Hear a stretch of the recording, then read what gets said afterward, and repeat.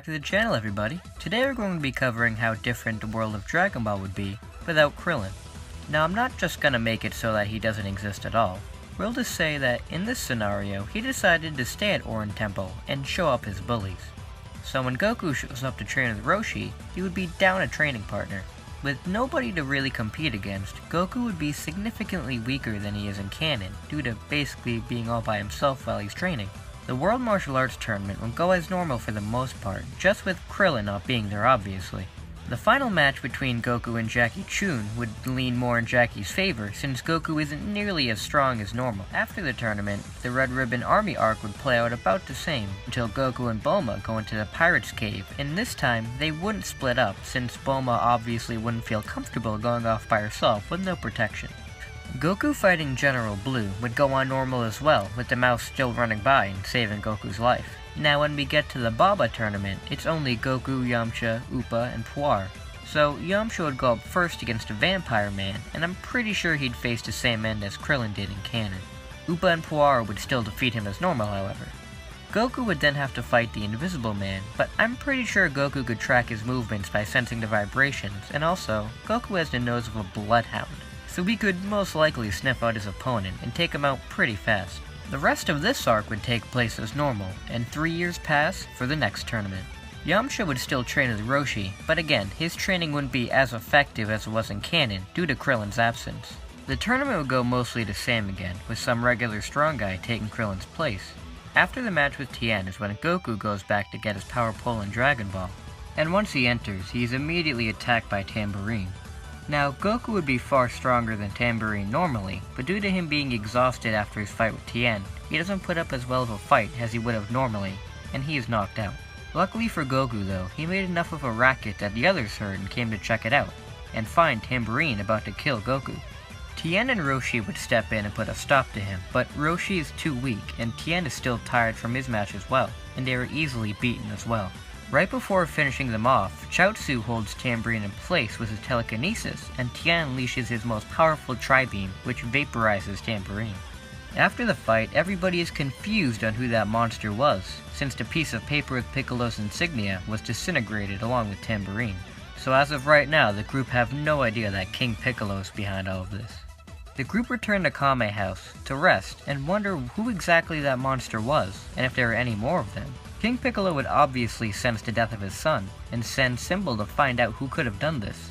Symbol goes about tracking the whereabouts of the group, but it's going to take a while since they are far gone from the tournament arena. Since the group at Kame House also have no idea that Piccolo is after the Dragon Balls, Piccolo has no competition in tracking them all down, and unfortunately for Yajirobe, he is killed by King Piccolo, due to him refusing to hand a Dragon Ball over. Once Shenron is summoned, the sky goes dark, and the group is in complete horror that this new enemy seemingly has gathered the Dragon Balls. But unfortunately, there is nothing they can do at this point, and Piccolo wishes for eternal youth.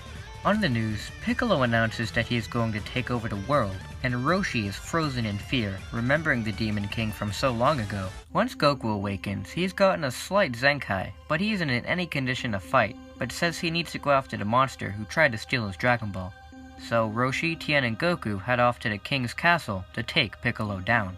Once they get to the castle, Symbol and Drum are sent to hold off Tien and Goku, while Roshi attempts to seal Piccolo away with the Mafuba. Symbol notices this, however, and sends a beam straight at Roshi, which makes direct contact, and the Mafuba fails.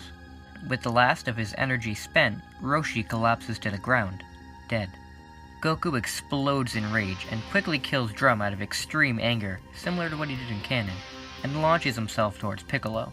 Unfortunately for Goku, he is still nowhere near as strong as the Demon King in this scenario, and he is easily killed as well.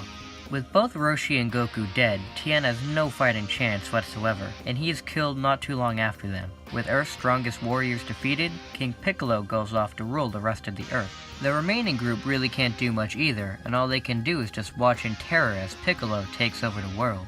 The only one who could possibly stop Piccolo is Kami. And after all these years, Kami has perfected the right move to end Piccolo's reign of terror once and for all, without ending his own life. Kami comes down to Earth, and after greatly surprising Piccolo with his appearance, he successfully uses the Mafuba and seals Piccolo away. Once Piccolo is sealed away, and Mr. Popo deals with Symbol, the world is saved, and the two return to the lookout. Now, even though there's nobody who's going to ask Kami to restore the Dragon Balls, I believe Kami would do so on his own, since he knows that there are Earthlings down on Earth who will do the right thing and undo the destruction caused by Piccolo. And so, once the Dragon Balls are restored, Bulma gathers them all up and revives everybody who was killed by Piccolo and his men. Once Goku is revived, he would be extremely disappointed in himself that he wasn't able to defeat Piccolo, and he would train himself intensely to make sure that he'll be able to face threats like this again. At the next tournament, it goes on with 3 major omissions. Krillin, obviously, but also there's no Shen, since Kami has no need to participate, and the biggest one, Piccolo Jr., since he was never created due to Kami stealing away the original King Piccolo 3 years ago. Tien and Goku would most likely be in the finals together again, and this Goku is much weaker than he would be normally, due to him not training with Kami, so he would be just slightly above Tien. And for the first time, Goku would win the tournament, and he would still get married to Chi-Chi and have Gohan. Earth would see peace for a long time. That is until Raditz shows up! Raditz demands Goku join with the Saiyans, which Goku would obviously still refuse. Raditz would still steal Gohan as normal, and this time Tien would join with Goku and going to get Gohan back. But unfortunately for them, it's not enough.